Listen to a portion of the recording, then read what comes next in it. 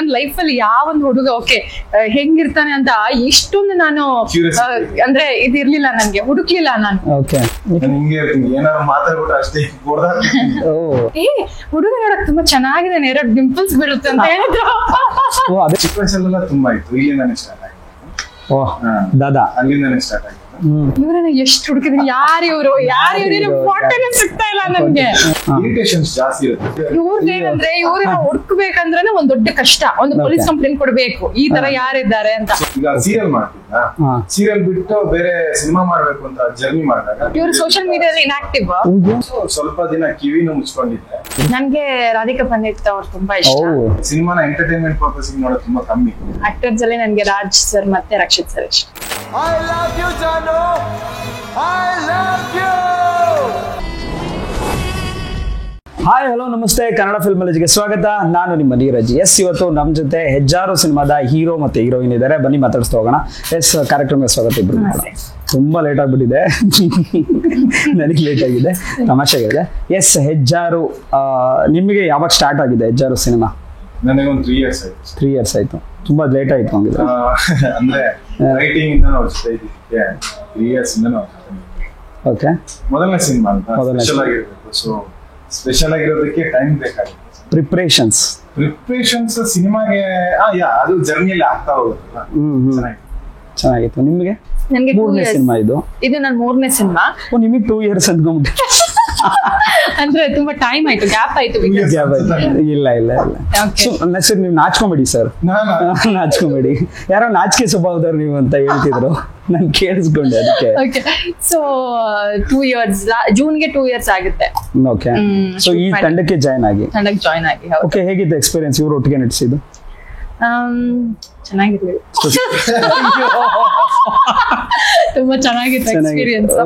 So ತುಂಬಾ ಬೇಜಾರಾಗೋಯ್ತು ಅವ್ರಿಗೆ sudden ಆಗಿ. ಹಂಗೆ ಹೇಳ್ತಾರೆ. ಅವಾಗ್ಲೇ ಬೇರೆ ಒಂದು ಹೇಳಿದಾರೆ, ನಿಮ್ಗೆ ಆಫ್ ದ ಕ್ಯಾಮ್ರಾ ಹೇಳ್ತೀನಿ. ಹೌದಾ? ತಿಳ್ಕೊಂಡು ಆಮೇಲೆ ನಾನು ಎಷ್ಟು ಸ್ಪೆಷಲ್ ಆಗಿ ಹೇಳಿದೀನಿ, ಬಟ್ ನೀವು ಏನ್ ಹೇಳ್ತಿದ್ದೀರಾ? ಹೌದೌದು, ಆಕ್ಚುಲಿ ಪ್ರಾಂಕ್ ಮಾಡಿ ಅಂತ ಹೇಳ್ಕೊಟ್ಟಿದ್ದೆ, ಬೇಡ ಅಂತ ಹೇಳಿದ್ರು. ಅಂದ್ರೆ ಎಲ್ಲ ಕಡೆ ಪ್ರಾಂಕ್ ಪ್ರಾಂಕ್ ಆಗಿದ್ಯಾ? ನೀವು ಬೇಗ ಬಕ್ರ ಆಗ್ತೀರಾ? ನಂಗೆ ಅನ್ಸ್ತು, ನನ್ಗೆ ಇವತ್ತು. ಹೌದಾ? ಅವತ್ತು ಅಷ್ಟೇ ಸ್ಪಾಟ್ ಅಲ್ಲಿ ಎಷ್ಟು ಸಲ ಬರ್ತಾ ಆಗಿದೆ. ಹೌದಾ? ಹೇಗಿತ್ತು ಇದೊಂದು ಹೆಜ್ಜಾರು ಸಿನಿಮಾದ ಒಂದು ಚಿತ್ರ ತಂಡದ ಜೊತೆ ನಟಿಸಿರೋದು? ಸೊ ಇವ್ರು ಆಲ್ರೆಡಿ ಸೆಟ್ ಅಲ್ಲಿ ಇದ್ರು, ಶೂಟಿಂಗ್ ಹೋಗಿದ್ರು. ಅದಾದ್ರೂ ಬಿಫೋರ್ ದಟ್ ನೀವು ಆಯ್ಕೆ ಆಗಿಲ್ಲ? ಇಲ್ಲ. ಸೊ ಒಂದ್ ದಿನ ಇತ್ತು ಶೂಟ್ಗೆ. ನನ್ಗೆ ನನ್ ಪಾತ್ರ ಅಂತ ಶೂಟ್ ಸ್ಟಾರ್ಟ್ ಆಗಕ್ಕೆ 2 days ಇತ್ತು. ನನ್ ಕಾಲ್ ಬಂತು, ಈ ತರ ಒಂದು ರೋಲ್ ಇದೆ, ಈ ತರ ಸ್ಟೋರಿ ಇದೆ, ಓಕೆ ಫೈನ್, ನೀವು ಸ್ಕ್ರಿಪ್ಟ್ ಸಿನಾಪ್ಸಿಸ್ ಕಳಿಸಿ ಅಂತ ಹೇಳಿದೆ. ಬಿಕಾಸ್ ನಂಗೆ ಗೊತ್ತಿರ್ಲಿಲ್ಲ ಏನು. ಅದಾದ್ಮೇಲೆ ಸಡನ್ ಆಗಿ 2 days ಅಲ್ಲಿ ಶೂಟಿಂಗ್ ಅಂತ ಹೇಳಿದ್ರು. ಹೌದಾ? 2 days ಅಲ್ಲಿ ಶೂಟಿಂಗ್? ಏನಿದು ರಿಪ್ಲೇಸ್ಮೆಂಟ್ ಕ್ಯಾರೆಕ್ಟರ್ ಸಿನಾಪ್ಸಿಸ್ ಅಂದ್ರು ಕನ್ನಡ ಇಂಡಸ್ಟ್ರಿಲಿ ಬೌಂಡೆಡ್ ಸ್ಕ್ರಿಪ್ಟ್ ಸಿಕ್ಕಿರೋಂತ ಮೊದಲನೇ ಹೀರೋಯಿನ್ ಇವರೇ ಅನ್ಸುತ್ತೆ. ಫುಲ್ ಬೌಂಡೆಡ್ ಸ್ಕ್ರಿಪ್ಟ್ ಕೊಟ್ಟಿದೀವಿ ಸರ್ ಇವರಿಗೆ. ಓಕೆ, ನಾನೇನ್ ಅನ್ಕೊಂಡೆ ಯಾರೋ ಮಾಡ್ಬೇಕಾಗಿದ್ದ ಪಾತ್ರ ಜಸ್ಟ್ ಮಿಸ್ ಆಗಿದೆ, ಆತರ ಏನಿಲ್ಲ. ಆಫ್ ದ ಕ್ಯಾಮ್ರಾ ತುಂಬಾ ಕ್ಯಾರೆಕ್ಟರ್ಸ್ ನೋಡಿದ್ವಿ, ತುಂಬಾ ಜನರನ್ನ ಟ್ರೈ ಮಾಡಿದ್ವಿ, ಬಟ್ ನಮಗೆ ಹೊಸಬ್ರು ಬೇಕಿತ್ತು. ಎಕ್ಸ್ಪೀರಿಯನ್ಸ್ ಆಗಿತ್ತು. ಸಿನಿಮಾ ಮಾಡಿ ನಿಮ್ಗಿಂತ ಸೀನಿಯರ್, ಆಫ್ ಕೋರ್ಸ್ ಸೀನಿಯರ್, ಹಿರಿಯ ಕಲಾವಿದೆ, ಹಿರಿಯ ಕಲಾವಿದೆ. ಓವರ್ಟೇಕ್ ಮಾಡಿದಿರಲ್ಲ ನೀವು ಸೀರಿಯಲ್ ಅಲ್ಲಿ, ಓವರ್ಟೇಕ್ ಮಾಡಿದಿರಾ. ಬಟ್ ಅವರು ಎಷ್ಟು ಸಿನಿಮಾ ಮಾಡ್ತೀವಿ ಅದು ಇಂಪಾರ್ಟೆಂಟ್ ಅಲ್ಲ, ಹಿಟ್ ಆಗೋದು ಇಂಪಾರ್ಟೆಂಟ್. ಪ್ರೀವಿಯಸ್ ಸಿನಿಮಾ ಸೌಂಡ್ ಮಾಡಿತ್ತು ಕೂಡ, ಅದು ನಿಮ್ಗೆ ಪ್ಲಸ್ ಪಾಯಿಂಟ್. ಸೌಂಡ್ ಮಾಡಿದಕ್ಕೆ ನಾವು ನೋಡಿದ್ರಾ, ಇದು ಪಾಯಿಂಟ್ ಆಕ್ಚುಲಿ. ಇಲ್ಲಿದೆ ಆನ್ಸರ್ ನೋಡಿ. ಇಷ್ಟು ವರ್ಷ ನೀವು ಆನ್ಸರ್ ಬಿಡಿಸ್ಕೊಂಡು ಹೌದು. ಯಾವ್ದು ಏನ್ ವರ್ಕ್ ಮಾಡಿದೀನಿ, I am happy about it. So ಈ ಸಿನಿಮಾದಲ್ಲಿ ಅದೇ 2 days ಆದ್ಮೇಲೆ ಕಾಲ್ ಮಾಡಿದ್ರು, ಸ್ಕ್ರಿಪ್ಟ್ ಓದ್ದೆ. ಮತ್ತೆ ನನ್ನ ಫ್ರೆಂಡ್ ಗೋಪಿ ಸರ್ ಅದರಲ್ಲಿ ವರ್ಕ್ ಮಾಡ್ತಿದ್ದಾರೆ, ಗೋಪಾಲ್ ಕೃಷ್ಣ ದೇಶಪಾಂಡೆ. ನಿಮ್ಮ ಫ್ರೆಂಡ್? ಹೌದು. ನಾನು ಲಾಸ್ಟ್ ಟೈಮ್ ಹೇಳೇ ಇಲ್ಲ ಅವ್ರ ನನ್ನ ಹತ್ರ. ಆತರ ನನ್ಗೇನು ಗೊತ್ತಿಲ್ಲ ಸರ್, ನನ್ಗೇನೋ ಗೊತ್ತಿಲ್ಲ ಸರ್. ಏನನ್ನ ಕೇಳಿದ್ರೆ ನಂಗೇನೋ ಗೊತ್ತಿಲ್ಲ ಸರ್ ಅಂತಾರೆ ಗೋಪಾಲ್ ಸರ್. ಅಲ್ಲಿ ನೋಡಿದ್ರೆ ಸಿನಿಮಾದಲ್ಲಿ ರಾಕ್ಷಸನ್ ತರ ಮಾಡ್ತಾರೆ. ಸೊ ಅವರು ಇದ್ರಲ್ಲಿ ವರ್ಕ್ ಮಾಡ್ತಿದ್ರು. ಅವರು ಒಂದ್ ಸ್ವಲ್ಪ ಹೇಳಿದ್ರು ನನ್ಗೆ ಪಾತ್ರದ ಬಗ್ಗೆ. ಅಂಡ್ ನಿಮ್ಗೆ ಎಸ್ಪೆಷಲಿ ಸ್ಟೋರಿ ತುಂಬಾ ಇಷ್ಟ ಆಯ್ತು, ತುಂಬಾ ಯುನೀಕ್ ಇತ್ತು. ಅಂಡ್ ನರೇಶನ್ ಸರ್ ನಂಗೆ ಕಾಲಲ್ಲೇ ಕೊಟ್ರು.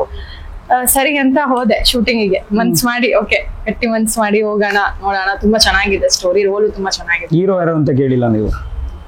ಸುಳ್ಳು ಹೇಳ್ಬಾರ್ದು. ಕೇಳಿದ್ರು 100% ಕೇಳಿದ್ದಾರೆ. ದಪ್ಪ ಫೋಟೋ ಕಳಿಸಿದ್ರು ಅದನ್ನ ನೋಡಿ ನಾವು ಕೇಳಿದ್ದಾರೆ. ಇವ್ರದೇನಂದ್ರೆ ಇವ್ರನ್ನ ಹುಡುಕ್ಬೇಕಂದ್ರೆ ಒಂದ್ ದೊಡ್ಡ ಕಷ್ಟ, ಒಂದು ಪೊಲೀಸ್ ಕಂಪ್ಲೇಂಟ್ ಕೊಡ್ಬೇಕು ಈ ತರ ಯಾರಿದ್ದಾರೆ ಅಂತ.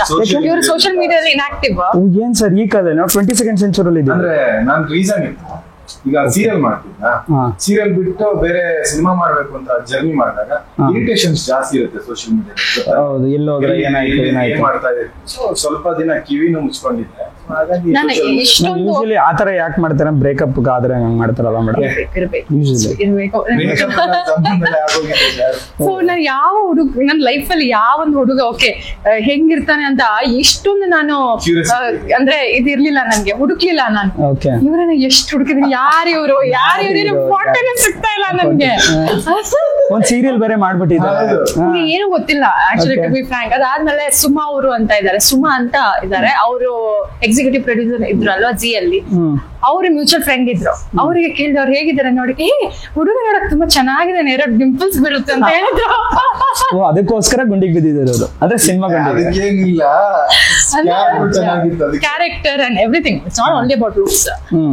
ಬಟ್ ಅಟ್ ಲೀಸ್ಟ್ ಗೊತ್ತಿರ್ಬೇಕಲ್ಲ ಆ ಕ್ಯಾರೆಕ್ಟರ್, ನನ್ ಕ್ಯಾರೆಕ್ಟರ್ ಹೌದು ಹೇಗಾಗುತ್ತೆ on screen, so many things. ಮತ್ತೆ ಪರ್ಫಾರ್ಮೆನ್ಸ್ ಚೆನ್ನಾಗಿ ಮಾಡ್ತಾರೆ ಅಂತ ಅವ್ರು ನನ್ಗೆ ಹೇಳಿದ್ರು. And then I was like, okay, fine, bag ಎಲ್ಲ ಪ್ಯಾಕ್ ಮಾಡ್ಕೊಂಡು ಹೋದೆ. ಉಪ್ಪಿನಂಗಡಿ, ಇವರು ಬೆಳ್ತಂಗಡಿ ಇದೆ, ಉಪ್ಪಿನಂಗಡಿ ಬೆಳ್ತಂಗಡಿಯಲ್ಲಿ ಬೆಳ್ತಂಗಡಿ ಬರಬೇಕಿತ್ತು ಅವರು, ಬಟ್ ಉಪ್ಪಿನಂಗಡಿಯಲ್ಲಿ ಇಟ್ಕೊಂಡ್ರು. ಮಣಂತೇರ್ ಅಂತ ಊರಲ್ಲಿ ಶೂಟ್ ಆಗಿತ್ತು, ಚೆನ್ನಾಗಿತ್ತು. ಕಂಪ್ಲೀಟ್ ಒಂದೇ ಊರಲ್ಲಿ ಶೂಟ್ ಮಾಡಿದ್ರು, ಮಂಗಳೂರಲ್ಲಿ. ಬೆಳ್ತಂಗಡಿ ತಾಲೂಕು ಫುಲ್.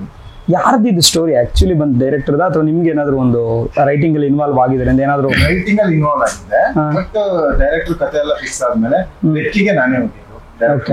ನನ್ನೂರವ್ರು ಗೊತ್ತಿರ್ಲಿಲ್ಲ. ಲೊಕೇಶನ್ ನೋಡಿದಾಗ ಅವ್ರಿಗೆ ಅಫ್ಕೋರ್ಸ್ ಒಂದು ಹೊಸ ಲೊಕೇಶನ್, ಮಲ್ನಾಡ್ ಫೀಲ್ ಕೊಡ್ತಿತ್ತು. ಅಂದ್ರೆ ನಮ್ಮ ಬೆಳ್ತಂಗಡಿ ತಾಲೂಕು ಯಾಕೆ ಚೆನ್ನಾಗಿದೆ ಅಂತ ಹೇಳಿದ್ರೆ, ಆ ಕಡೆ ಕರಾವಳಿನೂ ಅಲ್ಲ, ಮಲ್ನಾಡು ಇನ್ ಬಿಟ್ವೀನ್ ಬರುತ್ತಲ್ಲ.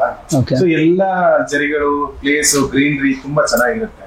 ಸೊ ಮಳೆನೇ ಬೇಕು ಅನ್ನೋ ಸ್ಕ್ರಿಪ್ಟ್ ಅಲ್ಲಿ ಮಳೆ ಇರೋ ಪ್ಲೇಸಿಗೆ ಹೋಗಿದ್ವಿ. ಸೂಪರ್ ಆಗಿ ಏನ್ ಇದು ಇನ್ಸ್ಪಿರೇಷನ್ ಕತೆನಾ ಅಥವಾ ಏನಾದ್ರು? It's parallel life story. Like ನಾನ್ ಕೇಳಿದ್ದೆ ಯಾವ ತರ ಅಂದ್ರೆ, ಯಾವ್ದಾದ್ರು ಇನ್ಸ್ಪಿರೇಷನ್ ತಗೊಂಡು ರಿಯಲ್ ಇನ್ಸಿಡೆಂಟ್ ತಗೊಂಡು ಹೇಳಿದ್ರು ಆಗಿರೋಂಥದ್ದ, ಅಥವಾ it's an imagination story? Imagination, it's imagination. Because ನಾವು ಇದುವರೆಗೂ ಎಲ್ಲೂ ಕೇಳಿರಲ್ಲ, ಒಬ್ರು ಲೈಫ್ ಅಲ್ಲಿ ಆದಂಗೆ ಇನ್ನೊಬ್ರು ಲೈಫ್ ಅಲ್ಲಿ ನಡೆದಿದೆ ಅಂತ ಎಲ್ಲಾರು ನೀವು ಕೇಳಿದ್ದೀರಾ, ಕೇಳಕ್ ಚಾನ್ಸ್. ಬಟ್ ಅದೇ ಕಥೆನ ನೀವು ಇಂಟ್ರೆಸ್ಟಿಂಗ್ ಆಗಿ ಹೇಳ್ಬೇಕು. ಚಿಕ್ಕ ಮಕ್ಳಿಗಿಂತ ಮಗಳಿಂದ ದೊಡ್ಡವ್ರಿಗೂ ಅರ್ಥ ಆಗೋ ತರ ಹೇಳ್ಬೇಕಲ್ಲ. ಪ್ಯಾರಲಲ್ ಲೈಫ್ ಅಂದಿದ ತಕ್ಷಣ ಏನಪ್ಪಾ ಇದು ಹೊಸ ಕಾನ್ಸೆಪ್ಟ್, ಆತರ ಏನಿಲ್ಲ. It's simple concept. ಅದನ್ನ ಹೇಗೆ ಸ್ಕ್ರಿಪ್ಟ್ ವೈಸ್ ಅಂದ್ರೆ ಸ್ಕ್ರೀನ್ ಪ್ಲೇ ಸೂಪರ್ ಆಗಿ ಮಾಡ್ಕೊಂಡು ಪ್ರೆಸೆಂಟ್ ಮಾಡ್ತಾ ಇದ್ದೀನಿ. ಆಕ್ಚುಲಿ ನಾನ್ ಏನ್ ಅನ್ಕೊಂಡೆ ಅಂದ್ರೆ ಬಂದಾಗ, ಸೊ ಏನ್ ಹೀರೋ ಹೀರೋಯಿನ್ ಯಾರು ಹೇಳ್ತಾರೆ, ಯಾಕಂದ್ರೆ ನಿಮ್ ಪೋಸ್ಟರ್ ಇರೋದೆಲ್ಲ ಬೇರೆ ತರ, ನಿಮ್ದು ಲುಕ್ಸ್ ಇರ್ಬೋದು ಚೇಂಜ್ ಇದೆ, ಯಾರೋ ಕಾಲೇಜ್ ಹುಡುಗಿ ಇರ್ಬೋದು, ಯಾರೋ ಒಂಥರ ಆತರ ಫೀಲ್ ಅಲ್ಲೇ ಬಂದೆ.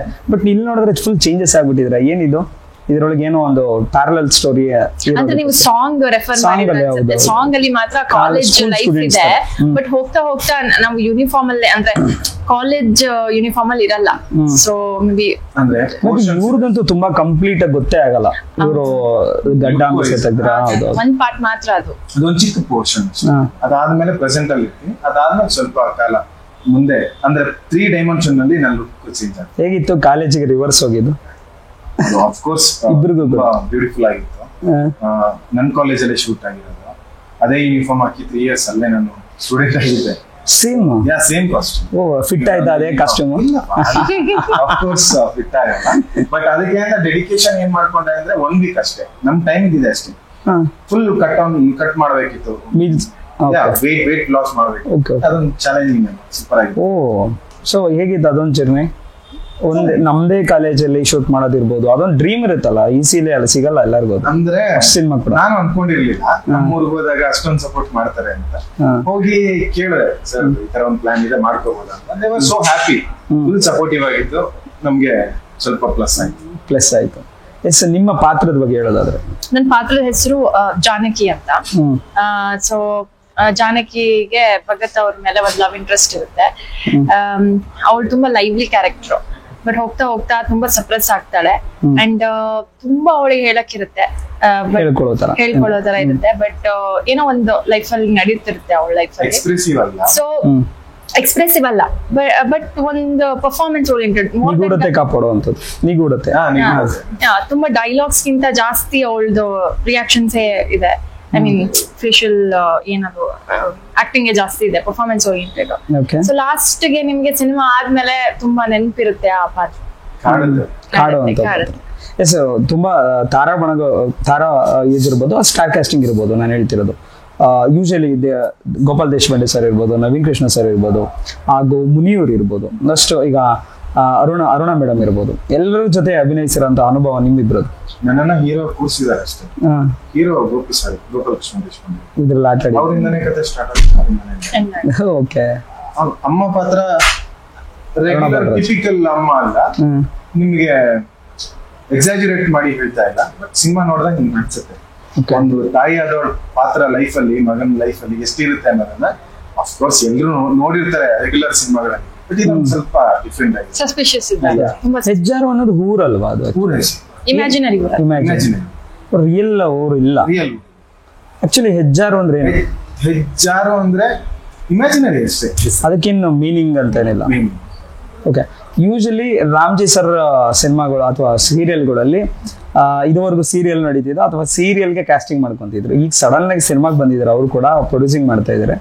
ಅಂಡ್ ಎಲ್ಲರೂ ಕೂಡ ಹೀರೋ ಸೀರಿಯಲ್ ಅಲ್ಲಿ ಹೀರೋ ಆಗ್ಬೇಕು, ನಿಮ್ ಸಿನಿಮಾದಲ್ಲಿ ಹೀರೋ ಆಗ್ಬಿಟ್ಟು ನಿಮ್ಗೆ ಎಷ್ಟು ಖುಷಿ ಇದೆ ಆ ವಿಚಾರದಲ್ಲಿ? ಹೆಮ್ಮೆ. ಆಮೇಲೆ ಕಾಲು ಗುಡಿಸ್ಬೇಕು. ಹೌದು. ಅಂದ್ರೆ ಇಷ್ಟು ದೊಡ್ಡ ಒಂದು ಕಂಪನಿನ ಕಟ್ಟೋರು all of us sudden cinema ಮಾಡ್ತಾ ಇದಾರೆ ಅಂದ್ರೆ ನಮಗೆ ಖುಷಿನೇ ಅಲ್ಲ. ನನಗೆ ಹೆಮ್ಮೆ ಇದೆ.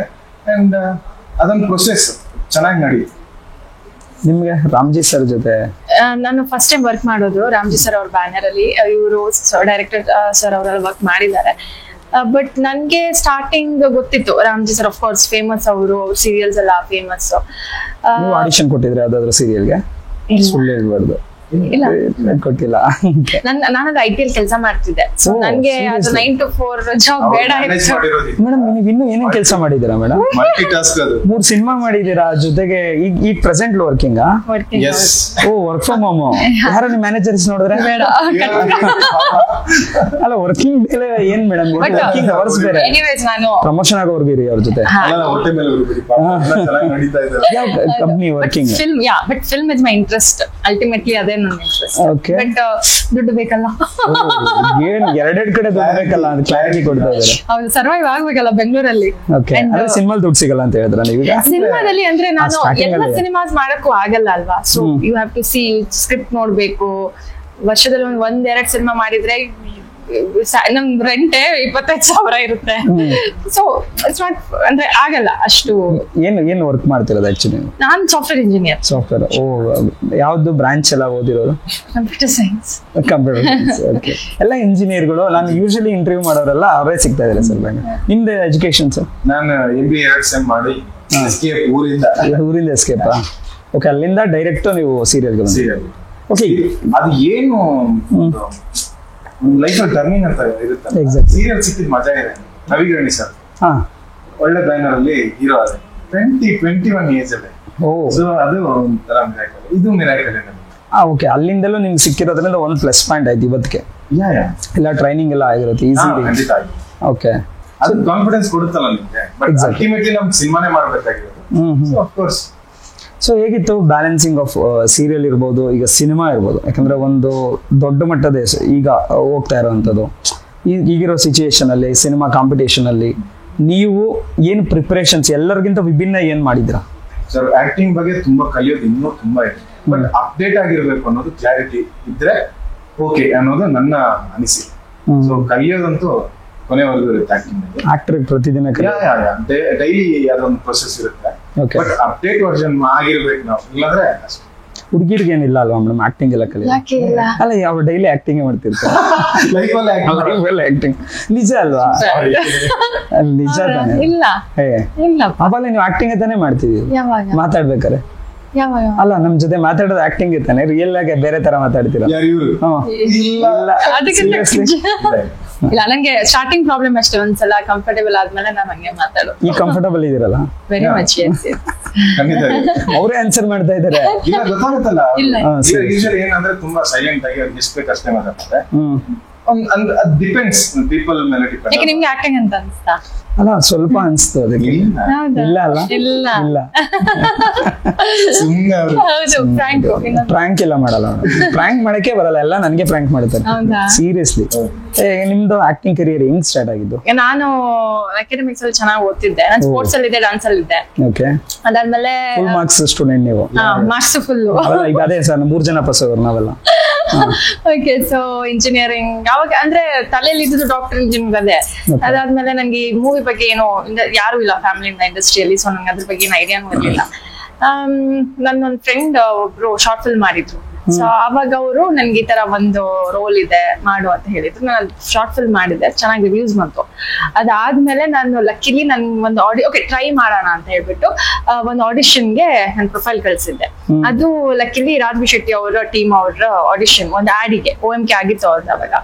ಸೊ ಪ್ರವೀಣ್ ಅಂತ ಅವರು ಸಿನಿಮಾಟೋಗ್ರಫರ್, ಅವ್ರು ನನ್ನ ಶಾರ್ಟ್ ಲಿಸ್ಟ್ ಮಾಡಿದ್ರು, ಆಫೀಸ್ಗೆ ಕರೆದ್ರು. ರಾಜ್ ಸರ್ ಅವರು ನನ್ನ ಆಡಿಷನ್ ತಗೊಂಡ್ರು. ಅವಾಗ ನಾನು ಆಕ್ಟಿಂಗ್ ಅಷ್ಟೊಂದು ಬರ್ತಾ ಇರ್ಲಿಲ್ಲ, ಬಟ್ ಐ ಗಾಟ್ ಸೆಲೆಕ್ಟೆಡ್. ಅಂದ್ರೆ ಅದು ದೊಡ್ಡ ಏನು ಆಡ್ ಅಲ್ಲ, ಒಂದು ಬಿಗ್ ಸ್ಟುಡಿಯೋ ಅಂತ ಒಂದು ಚಿಕ್ಕ ಆಡ್ ಇತ್ತು. ಅದಾದ್ಮೇಲೆ ಆಡ್ ಮಾಡಿದ್ವಿ.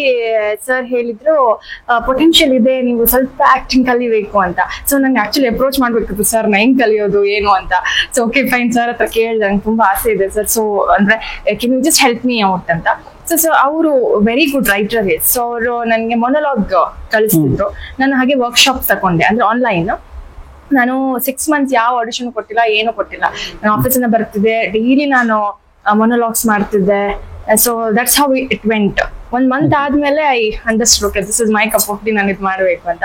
ಅಲ್ಲಿ ನನಗೆ ಆಕ್ಚುಲಿ ಆಕ್ಟಿಂಗ್ ಮೇಲೆ ಅಷ್ಟು ಇಂಟ್ರೆಸ್ಟ್ ಬಂದಿತ್ತು. And then I started giving audition. So luckily ನನಗೆ ಫೌಂಡೇಶನ್ ತುಂಬಾ ಚೆನ್ನಾಗಿ ಸಿಕ್ಕಿದೆ, ಒಂದು ಒಳ್ಳೆ ಟೀಮ್ ಸಿಕ್ಕಿದೆ, ಅಂಡ್ ಅವ್ರ ಜೊತೆ ನಾನು ವರ್ಕ್ ಮಾಡಿದ್ದೀನಿ. ಸೂಪರ್. ಸಿನಿಮಾ ಕರಿಯರ್ ಅನ್ನೋದೇ ಹಾಗೆ, ಎಲ್ಲಾರನು ಬಣ್ಣದ ಲೋಕದ ಕರ್ಕೊಂಡ್ ಬಂದಾಗ ಏನೋ ಒಂದು ತೋರಿಸುತ್ತೆ. ಅಷ್ಟೇ ಸಕ್ಸಸ್ ಸಿಕ್ಬಿಟ್ರೆ ಇನ್ನೂ ಎಲ್ಲೋ ಹೋಗ್ಬಿಡ್ತೀವಿ ಅನ್ನೋದು ನಿಜ ಅಲ್ವಾ ಸರ್? ಅದು ನಿಜ. ಅದನ್ನ ನಾವು ತುಂಬಾ ನೋಡ್ತೀವಿ. ಹೌದು. ನೋಡಿದಾಗ ಗೊತ್ತಾಗುತ್ತೆ. ಓಕೆ, ನೀವು ಈ ಸಿನಿಮಾದಲ್ಲಿ ಕಲ್ತಂತ ಅನುಭವ, ನಿಮಗೆ ಫಸ್ಟ್ ಸಿನಿಮಾದಲ್ಲಿ ಅನುಭವ ಆಗಿದೆ ಈ ಸಿನಿಮಾ? ಸಿನಿಮಾದಲ್ಲಿ ಎಲ್ಲಾನು ಎಕ್ಸ್ಪ್ಲೋರ್ ಮಾಡಬೇಕು ಅನ್ನೋದು ನನ್ನ ಆಸೆ. ಇಲ್ಲಿ ಎಲ್ಲಾ ಏರಿಯಾದಲ್ಲೂ ನನಗೊಂದು ಚಾನ್ಸ್ ಸಿಕ್ಕಿತ್ತು, ಡೈರೆಕ್ಟರ್ ಇಂದ, ಪ್ರೊಡಕ್ಷನ್ ಹೌಸ್ ಇಂದ. ಸೊ ಸೀರಿಯಸ್ಲಿ ಎಷ್ಟೇ ದುಡ್ಡು ಕೊಟ್ಟರು ಈ ತರದೊಂದು ಅಪರ್ಚುನಿಟಿ ಸಿಗಕ್ಕೆ ಚಾನ್ಸ್ ಇದೆ. ಸೊ ಅದು ಸಿಕ್ಕಿರೋದೇ ದೊಡ್ಡ ವಿಷಯ. ನನ್ ಸಿನಿಮಾದಲ್ಲಿ ಇರ್ಬೇಕು, ಸಿನಿಮಾ ಮಾಡ್ಬೇಕಷ್ಟೇ, ಅದು ಬಿಟ್ಟರೆ ಬೇರೆ ಯಾವ ಥಾಟ್ ಇಲ್ಲ. ಸೊ ಅದನ್ನ ನನ್ಗೆ ಕೊಟ್ಟಿದ್ದಾರೆ, ಅವಾಗ್ಲೂ ಥ್ಯಾಂಕ್ಫುಲ್ ಆಗಿತ್ತು. ಯಾರು ನಿಮ್ಗೆ ಫೇವ್ರೇಟ್ ಅಥವಾ ಇನ್ಸ್ಪಿರೇಷನ್ ನಟ ಈ ತರ ಏನೋ ಇದ್ದೇ ಇರುತ್ತಲ್ಲ, ನಾವು ಸಿನಿಮಾಗೆ ಬರ್ಬೇಕು ಅಂದ್ರೆ? ಚಿಕ್ಕ ವಯಸ್ಸಲ್ಲೆಲ್ಲ ತುಂಬಾ ಇತ್ತು, ಇಲ್ಲಿಂದಾನೇ ಸ್ಟಾರ್ಟ್ ಆಗಿತ್ತು. ಓಹ್ ದಾದಾ, ಅಲ್ಲಿಂದಾನೇ ಸ್ಟಾರ್ಟ್ ಆಗಿತ್ತು. ಅಂದ್ರೆ ಮಾಸೆ. ಬಟ್ ಹೋಗ್ತಾ ಹೋಗ್ತಾ ಈ ಕ್ಲಾಸ್ ಅಂಡ್ ಮಾಸ್ ಸಿನಿಮಾಗಳು ಡಿಫ್ರೆನ್ಶಿಯೇಷನ್ ಬೇಗನೆ ಗೊತ್ತಾಗುತ್ತೆ. ಸಿನಿಮಾನ ಎಂಟರ್ಟೈನ್ಮೆಂಟ್ ಪರ್ಪಸ್ ನೋಡೋದು ತುಂಬಾ ಕಮ್ಮಿ ಈಗ. Learning process. ಥಿಯೇಟರ್ ಹೋದ್ರೆ ನನ್ನ ಪಕ್ಕ ಯಾರು ಹಿಂಗೆ ಇರ್ತೀನಿ, ಏನಾದ್ರು ಮಾತಾಡ್ಬಿಟ್ಟು ಅಷ್ಟೇ ಅದಕ್ಕೆ ನೀವು ಅವ್ರ ಹತ್ರ ಸಿನಿಮಾ ಹೋಗಿಲ್ಲ? ಎದಕ್ಕೆ ಹೋಗಿಲ್ಲ ಸಿನಿಮಾಗೆ? ಹುಷಾರು, ಒಂದು ಸೀಟ್ ಪಕ್ಕ ಮೀಡಿಯಾ ಕವರೇಜ್ ಇರುತ್ತೆ ಅವತ್ತು. ಓಕೆ, ಸಿನಿಮಾ ಅಂದ್ರೆ ಹುಚ್ಚು. ಸಿನಿಮಾ ಹುಚ್ಚು. ನಿಮಗೆ ಇನ್ಸ್ಪಿರೇಷನ್ ಅಂದ್ರೆ? ನನ್ಗೆ ರಾಧಿಕಾ ಪಂಡಿತ್ ಅವ್ರು ತುಂಬಾ ಇಷ್ಟ. ಆಕ್ಟರ್ಸ್ ಅಲ್ಲಿ ನನ್ಗೆ ರಾಜ್ ಸರ್ ಮತ್ತೆ ರಕ್ಷಿತ್ ಸರ್ ಇಷ್ಟ. ಸೂಪರ್. ಅವ್ರು ಶೆಟ್ಟಿ ಟೀಮ್ ಬಿಟ್ಟಿಲ್ಲ ಇನ್ನು ಎಕ್ಸ್ಟ್ರಾ ಸಿನಿಮಾ ಮೂವಿ ಮಾಡಕ್ಕೆ. ಅದಕ್ಕೆ ಆತರ ಅಲ್ಲ, ಬಟ್ ಅವ್ರು ಕ್ರಿಯೇಟ್ ಮಾಡಿರೋ ರೋಲ್ಸ್ ಎಲ್ಲ ನಂಗೆ ನಾವು ಅದಕ್ಕೆ ಯಾರಿಗೆ ತಾನೇ ಇಷ್ಟ ಇಲ್ಲ ಸರ್, ನಮ್ಗೊಂದು ಚಾನ್ಸ್ ಕೊಡಿ ಅಂತ ನಾವು ಕೇಳ್ತಿರ್ತೀವಿ. ಹೌದು, ಟರ್ಬೋಗ್ ಹೋಗಿದ್ದಾರೆ, ಅವ್ರು ಕೂಡ ಒಂದು ಒಳ್ಳೆ ಪಾತ್ರ, ವಿಲನ್ ಕ್ಯಾರೆಕ್ಟರ್ ಮಾಡ್ತಾ ಇದ್ದಾರೆ, ಸಖತ್ ಮ್ಯಾನರಿಸಮ್ ಮೂಲಕ. Rajvi Shetty sir may be ಕೈ ಸಿಗ್ತಿರಲ್ವ ಅನ್ನೋ ಮಟ್ಟಕ್ಕೆ ಕಾಣಿಸ್ತಾ ಇದ್ದಾರೆ. ಹಾಗೆ ಎಲ್ಲರದು ಒಂದು ಈ ಸಿನಿಮಾದಲ್ಲೂ ಕೂಡ ನವೀನ್ ಸರ್ ಒಂದು ವಿಭಿನ್ನ ಪಾತ್ರದ ಮೂಲಕ ಕಾಣಿಸ್ಕೊಂತ ಏನ್ ಹೇಳಕ್ ಇಷ್ಟಪಡ್ತೀರಾ ಅವ್ರ ಪಾತ್ರದ ಬಗ್ಗೆ? ಈಗ ಆಕ್ಟ್ ಮಾಡ್ಬೇಕಾದ್ರೆ ಜೊತೆಗೆ ರೈಟಿಂಗ್ ಅಲ್ಲೇ ನಾನು ಇದ್ದಿದ್ರಿಂದ ನನಗೆ ಹೇಗೆ ಕಾಣಿಸ್ತಾರೆ ಅನ್ನೋ ಕ್ಯೂರಿಯಾಸಿಟಿ ಜಾಸ್ತಿ ಇತ್ತು. ಫಸ್ಟ್ ಡೇ ಶೂಟ್ ಎಲ್ಲ ಲುಕ್ ಎಲ್ಲ ಅಟೈರ್ ಎಲ್ಲ ರೆಡಿ ಆಗಿದೆ, ನಾನು ಓಡ್ತಾ ಇದ್ದೀನಿ ನೋಡಕ್ಕೆ. ಅವತ್ತೇ ಗೊತ್ತಿತ್ತು ನಮ್ಗೆ ಪಕ್ಕ ಹಿಟ್ ಆಗುತ್ತೆ, ಇವ್ರಿಗೆ ತುಂಬಾ ಒಂದು ಎಲ್ರಿಗೂ ಇಷ್ಟ ಆಗುವಂತ ಪಾತ್ರ ಆಗುತ್ತೆ. ಅದೇ ತರ ಸ್ಕ್ರೀನ್ ಅಲ್ಲಿ ಬಂದ್ಬಿಟ್ಟಿದೆ. Happy. Yes, finally cinema release ಆಗ್ತಿದೆ. ನಿಮ್ಮ ಒಂದು ಕನಸು, ಇವರ ಒಂದು ಕನಸು, ನಿಮ್ಮ 3ನೇ ಕನಸು, ಅವರ ಮೊದಲನೇ ಕನಸು, ಏನ್ ಹೇಳಕ್ ಇಷ್ಟಪಡ್ತೀರಾ ಜನಕ್ಕೆ?